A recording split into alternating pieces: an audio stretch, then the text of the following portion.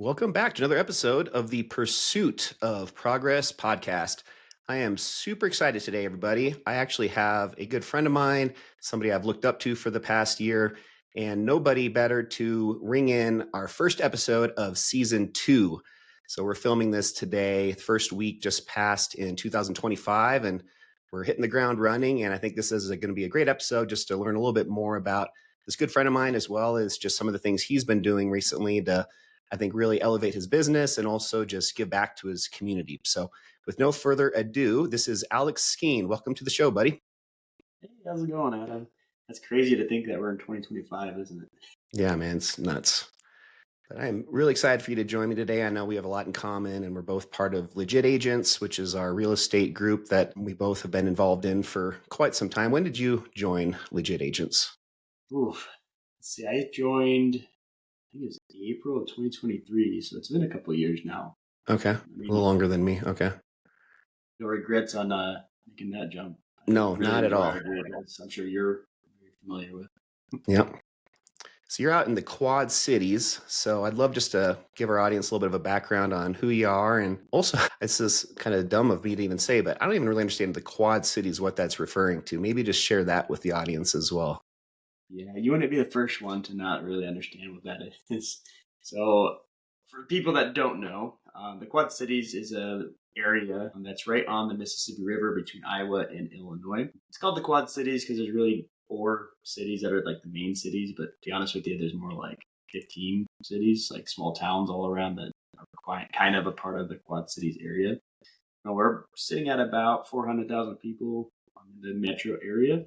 Not huge, but not small, depending on what you're looking at. For Iowa size, that's decently big. So you're Nice in little spot Iowa. on Mississippi. Yeah, I live Okay. in Iowa, but I'm licensed in Iowa and Illinois, which is interesting to do because they have different laws. I saw a statistic that Iowa had the most friendly people of any state in the US. So that's a testament to who you are as Yeah. well. Yep, it's Iowa nice is what they like to call it here. So yeah, just tell us a little bit more about your background. Yeah, absolutely. So obviously, I'm a real estate agent. I've been a real estate agent since 2020. I literally took my test March of 2020, and the next day everything shut down. The testing center, everything. And luckily, I passed it on the first time. But before that, had no aspirations to become a realtor, to be quite honest. I went to Iowa State University, got my mechanical engineering degree of all things.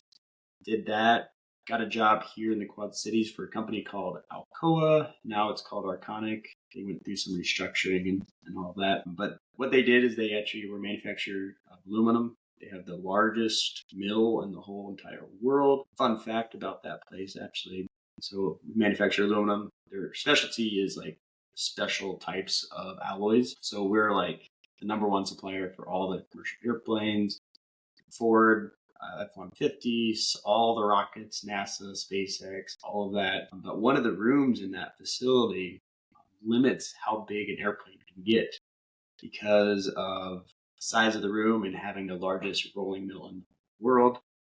Our facility physically holds back how big of an aluminum airplane can get, which is kind of interesting. But I worked on those big rolling mills, and if you're not familiar, think of it kind of like a rolling pin with cookie dough, except you're rolling aluminum flat. So it's big, giant machines, a lot of power. I was manufacturing, doing all that, redesigning those machines. Really, really cool. Got to work with some cool companies, like I said, Tesla, SpaceX, Ford, Boeing, all those big names that you hear about. We provided all the aluminum for them. So I was doing that for about 6 years. Got my license in 2020, and I did both real estate and engineering for about a year. And even at that point, I had no plans to drop engineering. Obviously, engineering was a great career. I got paid really well. But I did both for a year. I was looking at my life and I was like, I really enjoy doing this real estate thing. I liked what I did as an engineer, but I didn't love it. And at that point, I had no debt, didn't have any kids, didn't have even a girlfriend. I was like, why not take a jump and just try something crazy and new? I can always go back to do engineering. So then I'd been 2021, left my engineering profession, and then got into real estate and been doing it ever since. So it's quite a journey, quite a different career because engineers are not known to be people pleasers or people. But yeah, it's a whole different skill set, a whole different mindset about certain things. But really, really have enjoyed it ever since I left engineering, and probably not going to go back anytime soon. So, did you have a family member, close friend, somebody that was a realtor that kind of gave you that taste and inspiration to maybe look into that? No, it's actually kind of interesting. So I don't know, 2017, I bought my house, and when I bought my house, I was just kind of getting into it. My good buddy that worked at Alcoa, I was actually looking to rent somewhere else. He's like, "Why don't you just buy a house and then have your roommates move in and pay rent?" I was like, "You know what? That sounds actually pretty good." So I bought a house, had my roommates move in. At the time, I didn't have a mortgage for 4 years, which was awesome. But it led me to want to try to do rental properties, right? So I was trying to learn everything I could about real estate in general, not even just rental properties. The same buddy, he goes, "Hey, there's my friend, she's hosting a real estate seminar. You should go to it. It's free." Oh, okay, it's free. Why not? And I show up, and funny enough, it really wasn't about real estate. It's more about how to get your real estate license. And again, I had no aspirations to become a real estate agent. So I told her, I was like, "Hey, I thought this was about this. I'm going to stay just because I'm kind of curious, but there's no way I'm getting my real estate license." And at that time, she goes, "Oh, we're going to convince you." I'm like, "Nah, there's no way." Right. Well, come a full year later, I was kind of bored at work and I was like, I need something to do on the weekends, which, by the way, don't get into real estate and say you're going to do it on the weekends because it's a full time job. Just learn from my mistake on that. But I was thinking, I should give her a call and just see what were those steps again. Long story short, called her. She told me what to do. And 3 months later, I got my real estate license, March of 2020. And I guess the rest is history. But again, no dealings with real estate, no realtor family members, just bought a house, want to do more research. And then one thing led to another. Now that's my full time career. So, you had about a year where you were doing both, where you were juggling the full time job before you left? Yeah, I did both for about a year. That was an interesting year because I know I said I got the job to do it on the weekends, and the thing was I don't know how to do things like halfway. So I was basically doing two full time jobs. With the caveat, when I was a mechanical engineer, we would have these things called outages, which is where they shut the whole line down, and you have to be available. And during those times, I was working at that job only like 80 to 90 hours a week. I remember one time specifically, I left the plant at 10 o'clock at night, and then they called me back to come and fix a problem at 4 in the morning. So that was an interesting time. So I was trying to juggle real estate, which is a full time job, and my full time job plus on top of it. So yeah, it was an interesting year. And at one point, to be honest, where it kind of broke me is I was doing my job. I actually got promoted, ironically enough. But this promotion, to give you kind of context, this facility that I was working at, it's a mile long and about a quarter mile thick, and it's all under one roof. So it's the way they describe it, it's an 18-hole golf course under one roof. So ginormous facility, right? I got promoted, but it's in a different area of the plant. And this different area had like a central core of offices that most of those people in that department would work. Well, at that time, they didn't have anything available. So they had to put me in an adjacent building. This building was built in like the 1970s, panel walls, dark. And in the plant, it's literally like a block foundation construction, like squared off, no windows. You're in the plant, super dark. And I was the only person in this entire building. And at some point, I was just in my office. I was like, if nobody came and checked on me, I could be here for weeks and nobody would know, you know?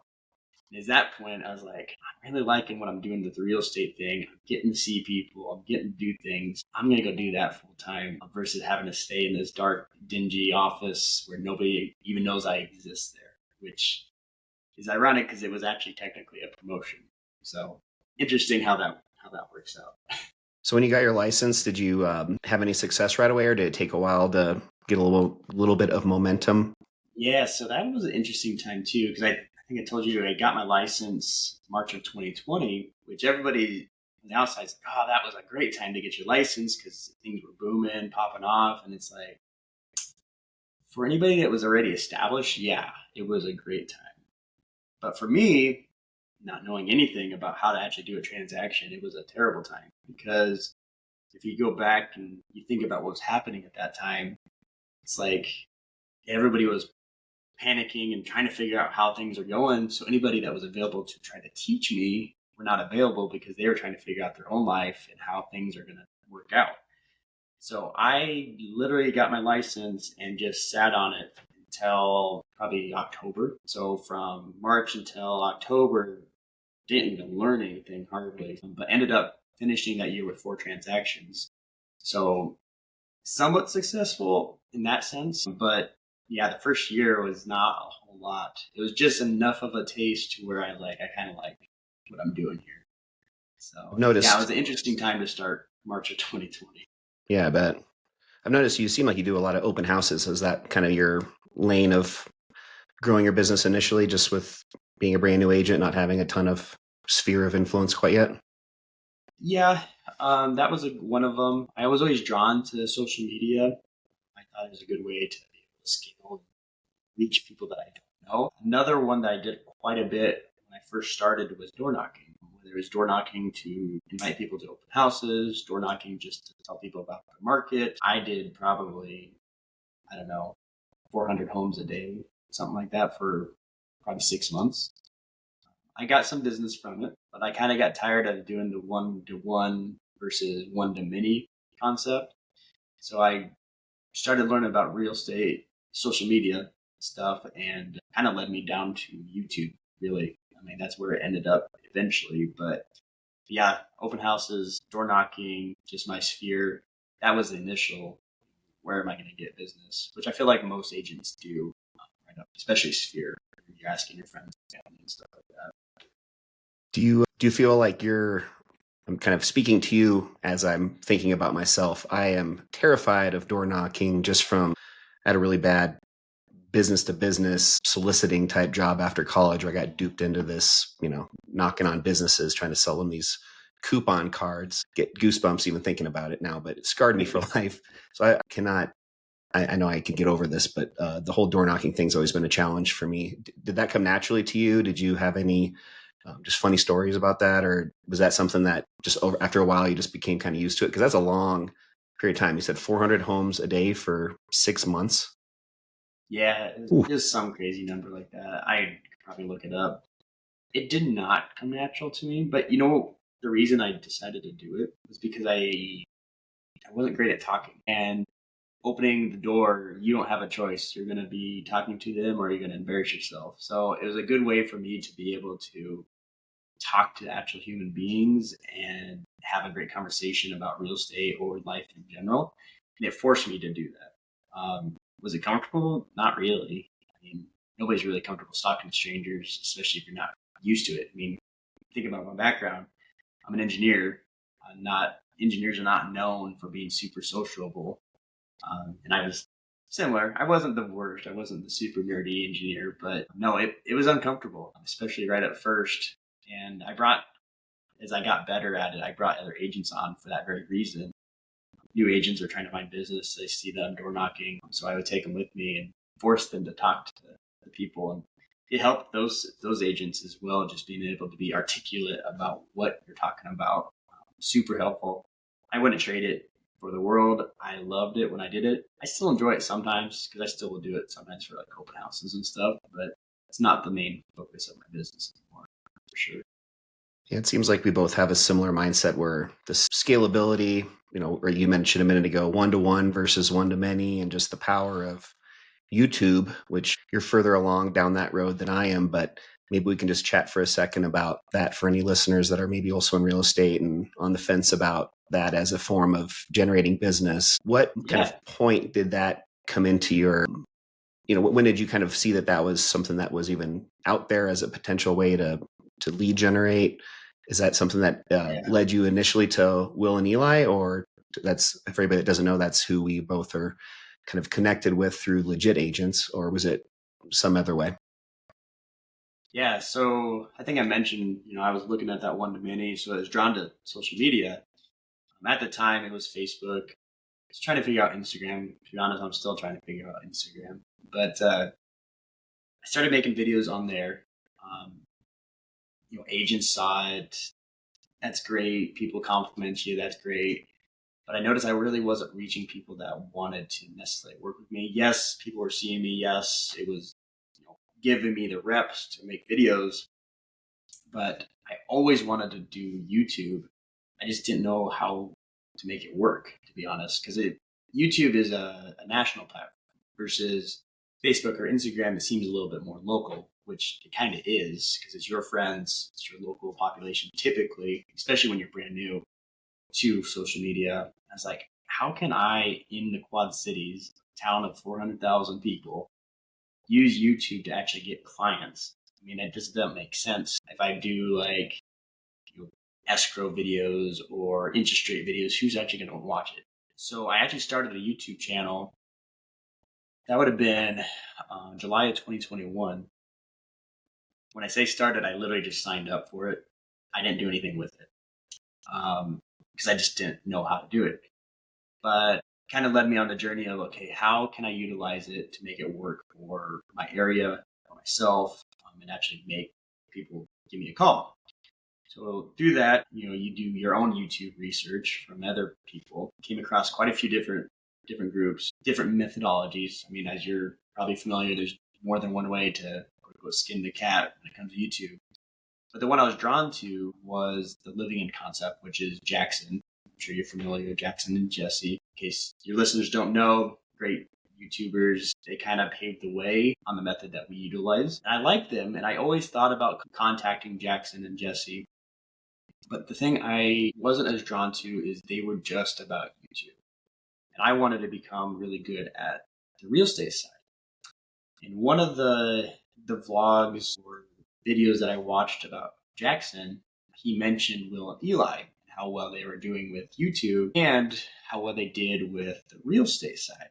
So that's what I got connected with Will and Eli, because it does seem a little odd. Some guy in Iowa is now being mentored by some guys in Colorado. So, long story short, I started researching, looking at what Will and Eli were doing, looked at their channel, saw that they were very successful real estate agents before they started YouTube. And then they got into YouTube and then they just blew up from there. So that's when I reached out to Will and Eli. I was like, hey, I just want to meet these guys. They had some way of reaching out. I can't quite remember if it was a form or what, but got on a Zoom call with them. And then I actually didn't join them right away. At the time, I was planning a trip to the Philippines. So a little backstory. My wife now, my girlfriend back then, is from the Philippines. But she grew up in Saudi Arabia. We could get into that later. But we were planning a trip to the Philippines. And if I were to switch brokerages at that time, I had no support for anybody running my business, right? Because I'm a solo agent. So I actually stayed away from joining them for probably 3 months just so I could get through that stage of going to the Philippines and then coming back and gathering my bearings.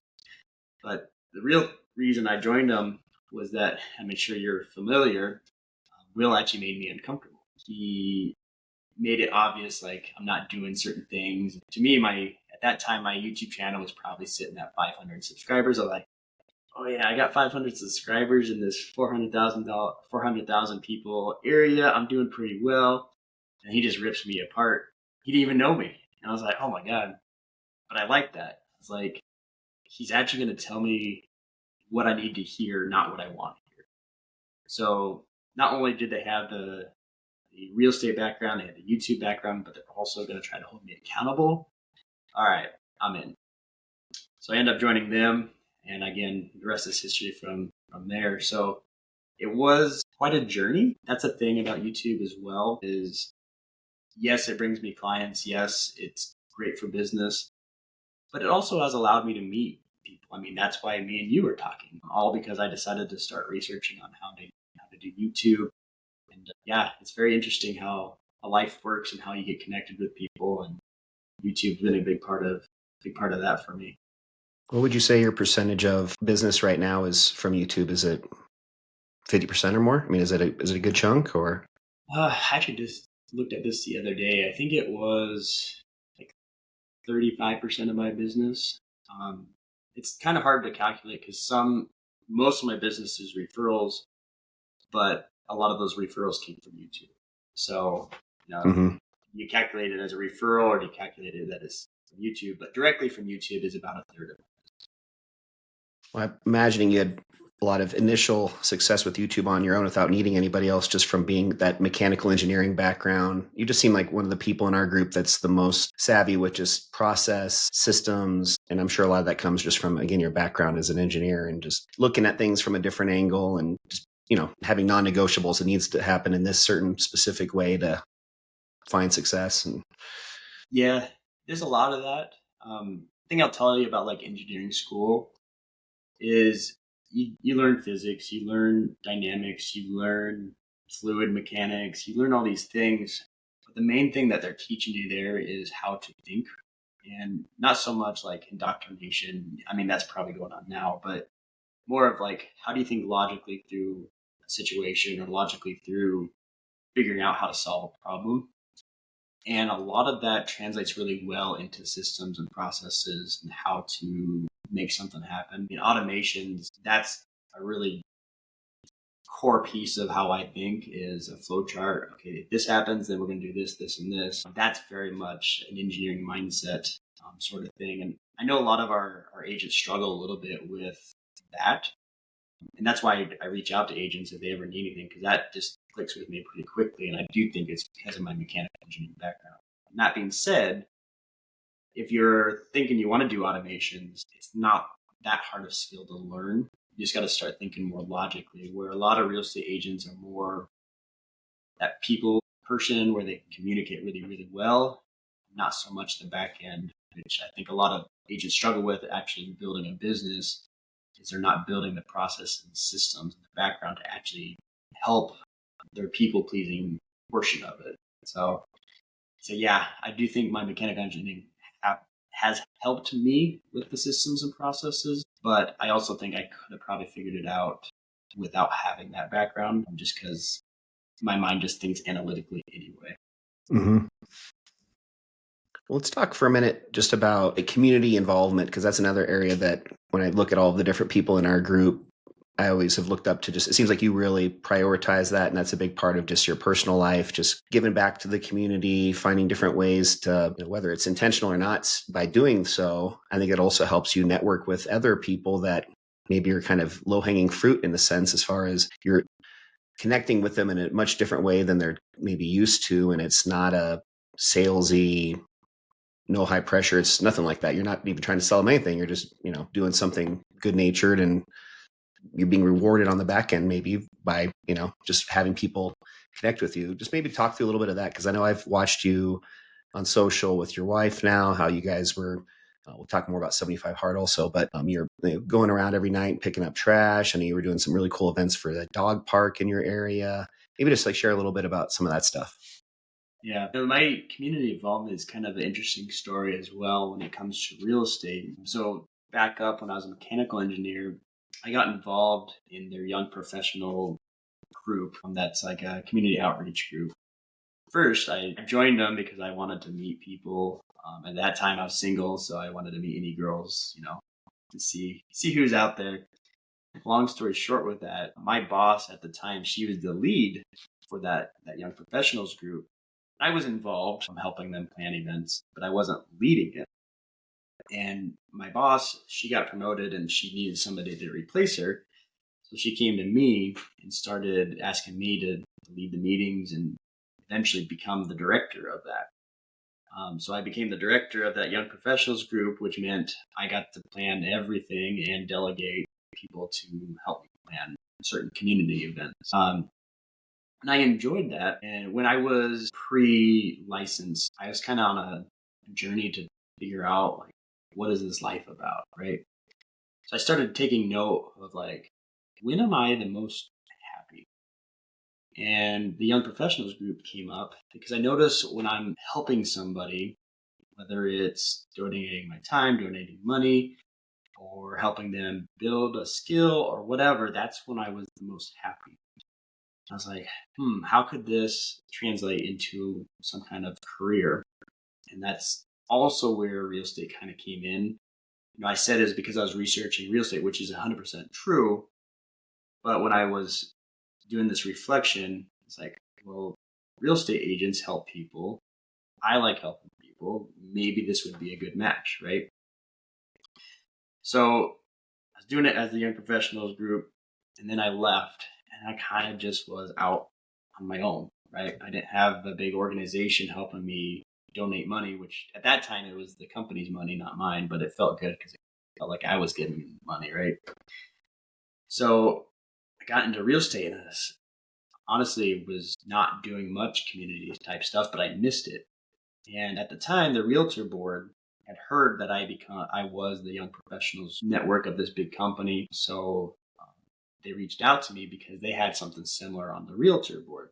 They wanted me to be the leader for that. So the president of our board reached out and said, "Hey, could you be the realtor to lead the young professionals group?"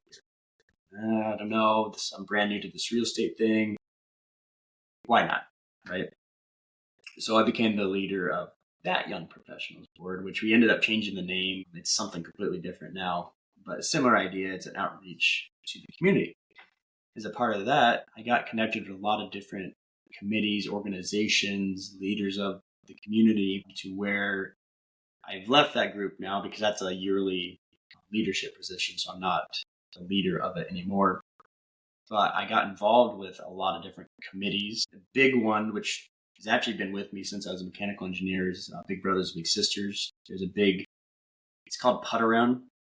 It's a big mini golf event where they have companies sponsor a hole, companies build the hole, and then thousands of people come to this event.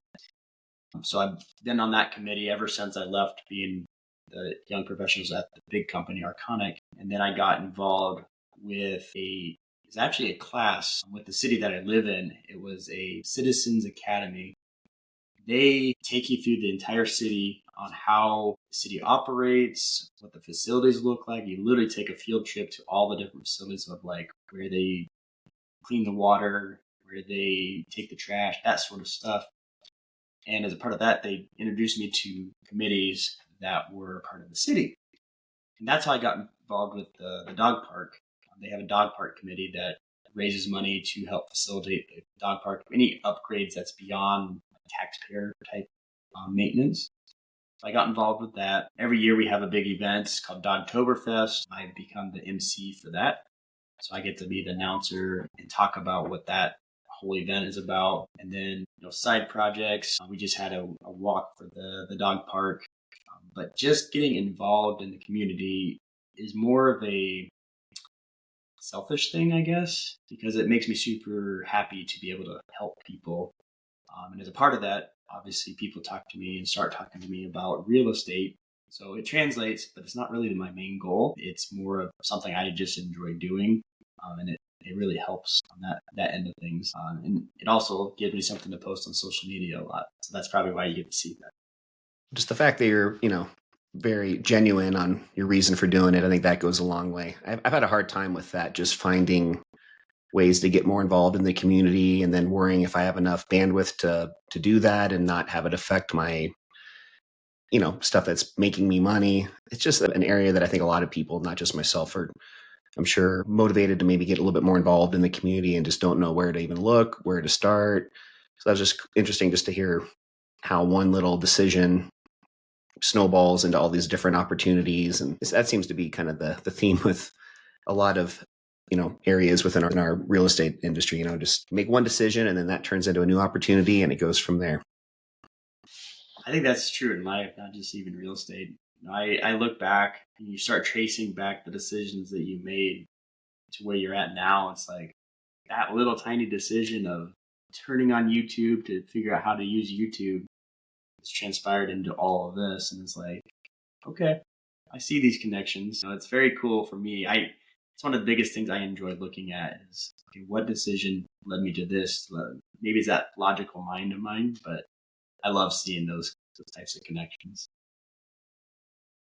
So I'd love to just have you also share with the audience a little bit more about kind of mental toughness. I know this is a little bit different direction here, but I'm kind of just being a little bit, what's the word? I'm selfish because this is just something that I don't think I've ever actually met anybody that's gone through the entire 75 hard. For the audience that doesn't know, 75 hard is very, well known at this point. 75 days where every single day for 75 days straight, you're doing a series of things, working out twice a day for 45 minutes each time, one of them being outside, drinking a gallon of water. There's a few different things that you have to do on a daily basis. And I've known a lot of people that have completed that. I've actually completed it once myself, but I've never talked one-on-one with somebody that has gone to the next levels of 75 hard. So tell everybody about, once you finish 75 hard, how then you have the Live Hard program and how you've actually completed that and done a full year of this framework. Yeah, so that was an interesting time in my life too. Before I started 75 Hard, I was kind of feeling like I was a little lost, like just kind of meandering through life, no direction. I was in real estate and I was doing transactions, but I was really just kind of lost. So I started 75 Hard just to kind of fix my brain, which people don't know. A lot of people think it's more of like a physical fitness challenge, and it really isn't if you do it correctly. It's more of a mental toughness program to where it will change how you think about certain things on discipline and keeping promises to yourself. So I did 75 hard. And then ironically enough, I finished in October. I kind of thought about doing the whole Live Hard program, which, by the way, Live Hard is the entire year. 75 Hard is really just the first stage of the entire Live Hard program. Most people just don't go past the first stage. But I finished it in October, and it's like, I kind of want to do it. Let me just take some time. And that next week was EXPCon, which I'd never been to before. And it was in Vegas. I was like, you know what? I kind of like a challenge. I'm going to start phase one, which is actually technically the second stage. It's semantics on that. But I'm going to start phase one in Vegas just to see if I can make myself do it, which was ironic because I actually failed. And I failed for a really interesting reason, but I wanted to see if I could do it even if I was in Vegas, maybe not eating what I would normally eat.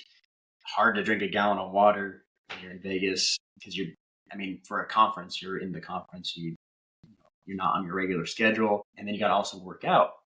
So I was like, you know what, I'm going to try it. I'm just going to do it and see what happens. I ended up failing. At that point, I was only in it for a week because the second phase, the first phase one, it's only 30 days. I was only in a week and I failed it. And the reason I failed it is one of your workouts has to be outside.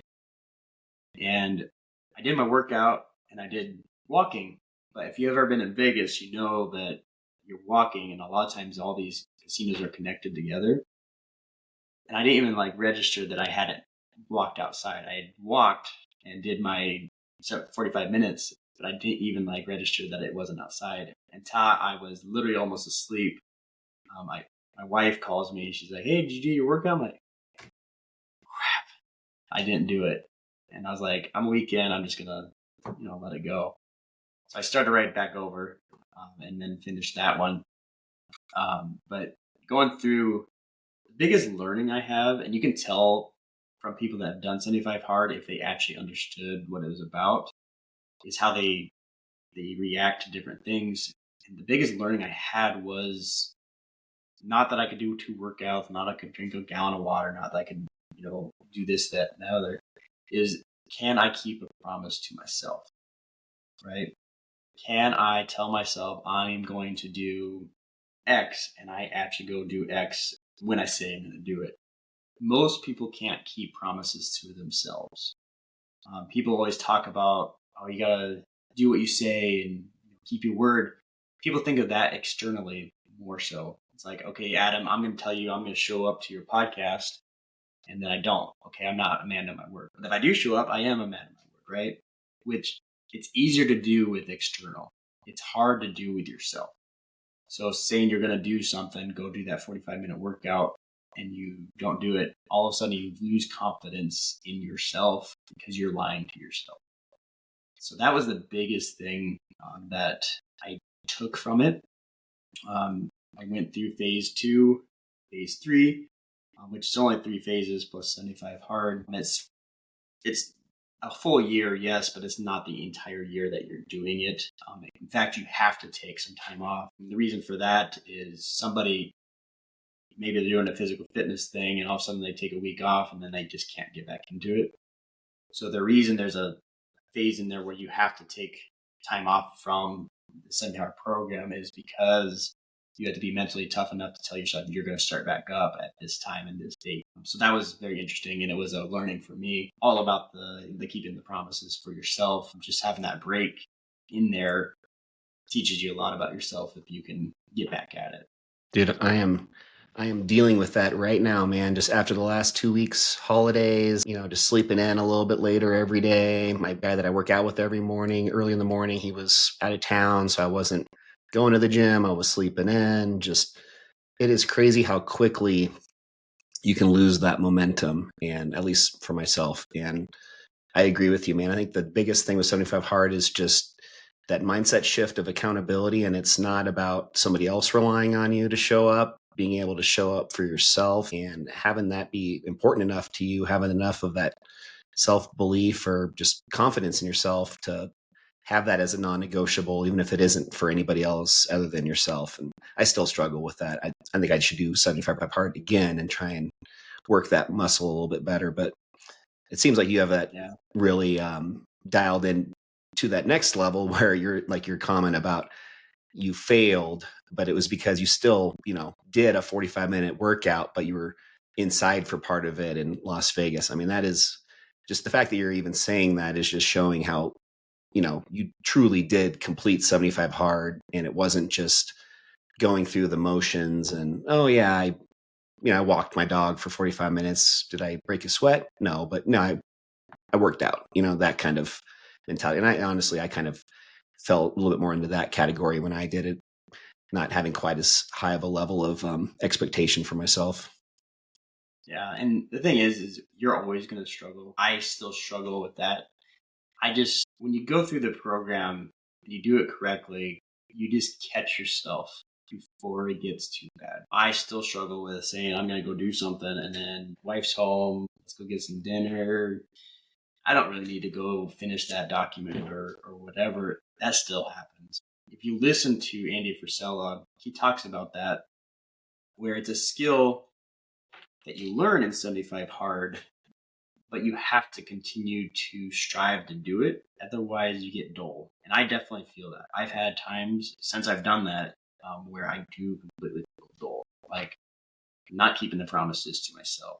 But I also have gone through it, so I have the realization that I'm not doing it.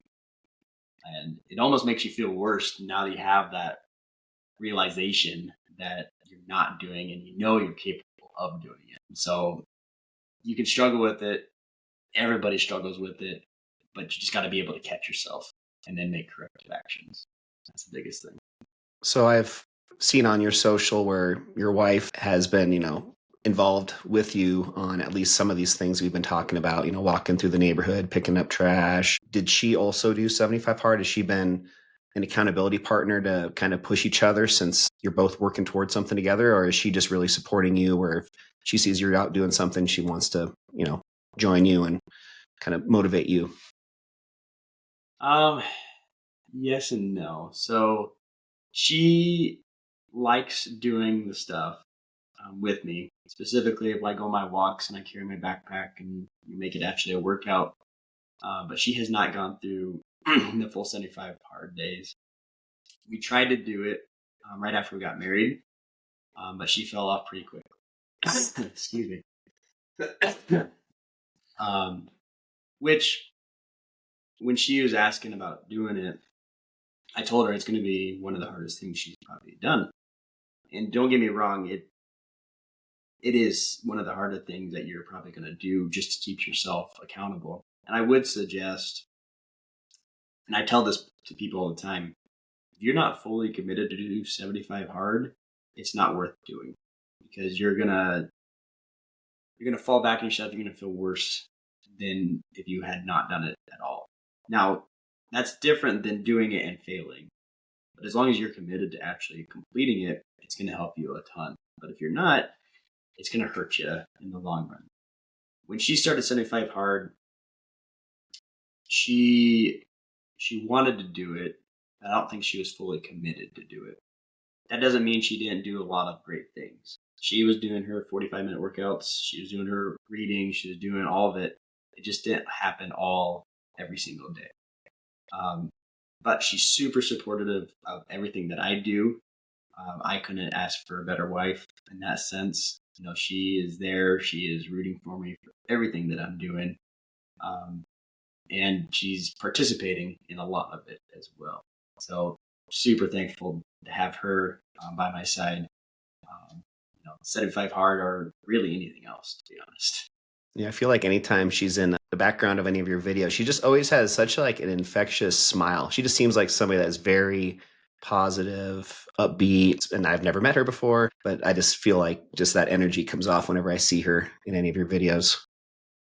Yeah, she's great. Most of the time when I'm flipping the camera on her, she's not wanting to be on camera, but she's tolerant of me. So, what's your opinion for people that are maybe curious about trying 75 hard? Do you think there is an advantage to doing it in a time of year where the weather's a little bit better? Like I always remember the first time I tried it, like for example, a lot of people are filming this right now, first week of January. A lot of people New Year's resolutions. Oh, I'm going to start 75 hard on January 1st.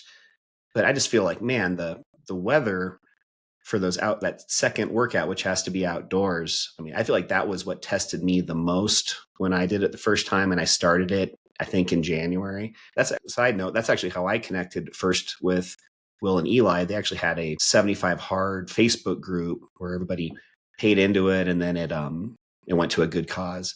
Actually, I think it went to where you did Diesel Day. I think it all went to his place up in Boulder.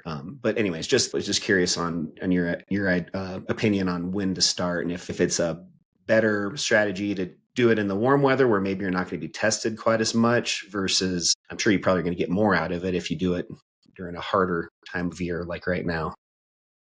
Yeah, if you're doing it just because you want to do the physical fitness, it doesn't really matter what time you're going to do it. If you're doing it for the mental toughness, which is how it's supposed to be done, I would suggest trying to do it the hardest, most inconvenient time that you can do it, to be quite honest.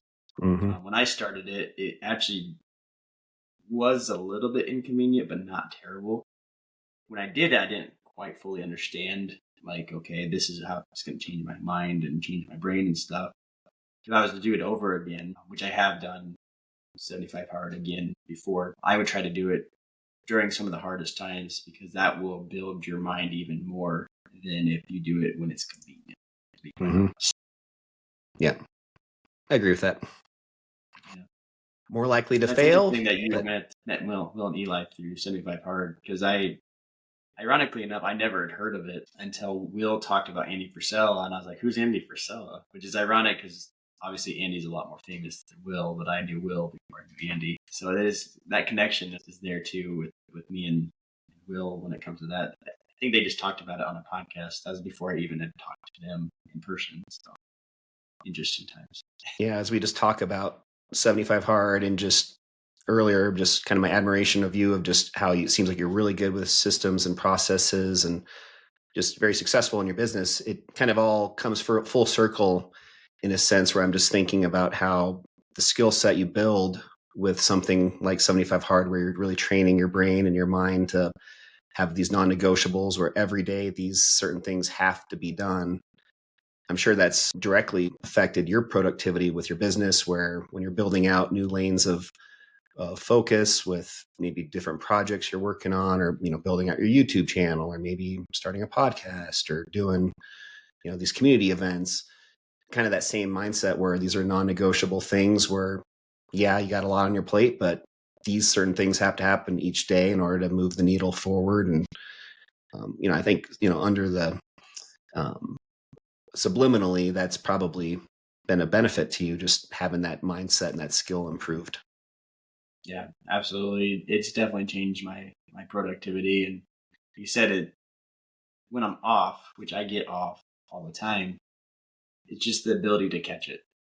I think that's the biggest thing. Like, okay, I'm not doing what I'm supposed to be doing. Let's stop that and correct it before it gets to the point where I'm out of business, essentially. 'Cause it can lead that way. If you're not doing the things that you're supposed to be doing or told yourself you're going to do, eventually you're going to be in a place where you can't do it anymore. So kind of on that same subject, our top or our title, or our theme of our podcast is the pursuit of progress. How does that, what meaning does that have to you as far as personal, business? How to maybe just share with the audience maybe an actionable tip for how to pursue progress, how to get some momentum behind you with working towards something that you're maybe trying to build out in 2025. So for me, the pursuit of progress, it's about the journey. I've gotten to places and then all of a sudden it's just not fun anymore. I've always enjoyed the process to get to something more than I've enjoyed the thing. So I'd say if you're going to get into betting yourself, making your big dreams happen, just learn to enjoy that process, that pursuit to whatever that goal is. Because honestly, once you get there, it's probably not going to be what you think. And it may be a letdown in some extreme cases because the journey to get there is really where you're making the most strides personally, business, whatever it is. That's where you're growing. And that's where most people feel the happiest, to be quite honest, even if it is tough. I'd say just enjoy the journey. No matter what you're doing, no matter where you're at, just enjoy the journey because that's where it's at. I like that. And if you're not enjoying the journey, then maybe that's enough of an indication you need to pursue something else. Yeah. And not to say that the whole journey is going to be a go happy, lucky time. There's going to be difficult parts of that. But if you're not enjoying parts of it or all of it, could be a possibility there for sure. Well, let's just wrap up the episode with just learning a little bit more about how the audience can maybe connect with you if they're in the Quad Cities area. And also, I know you've got a podcast you're hoping to debut here pretty soon. Maybe share a little bit on that, just so the audience, if they're listening to this at a later date, maybe they'll be able to find it and check you out. Yeah. So the best way to find me is through my Instagram at Alex Skeen Real. I also have one called at Living in Quad Cities. So if you're local to the Quad Cities, we post different events, different activities, different stuff that's local here. Those would be the best two. As far as the podcast, still playing with names. I don't know. We'll see. It's probably going to be similar concept to what you got going on because I enjoy these kind of podcasts. So we'll see. That's definitely a later thing. It's not a huge priority, but I think it's going to happen sometime this year. We'll see. Background that I'm looking at is pretty spot on. I mean, you're halfway there already, man. Yeah, It's looking I just got good. this put up, as you know, about a week ago. So I'm hoping to really make it look good, put some shelves up, all of that. So hopefully we'll make it look real good here soon. Yeah. Well, I'll make sure and share all of your social info and just contact ways to get a hold of you in the show notes. So if anybody wants to connect with Alex, you guys can find his info there as well. And Alex, really appreciate you being on the show today. If you have any closing thoughts, any last words? Just enjoy the day. Have a great day. And enjoy the podcast. Sweet. Well, thanks, everybody. Hope you guys enjoyed this episode. Once again, this was our first episode of season 2. So really honored to have Alex on as our first guest in 2025. As you may have noticed, my co-host Ben wasn't with me today, but he'll be back on the next episode. So don't worry there. And until next week, hope you guys have a great week, and we'll see you then on an all new episode of the Pursuit of Progress podcast. See ya.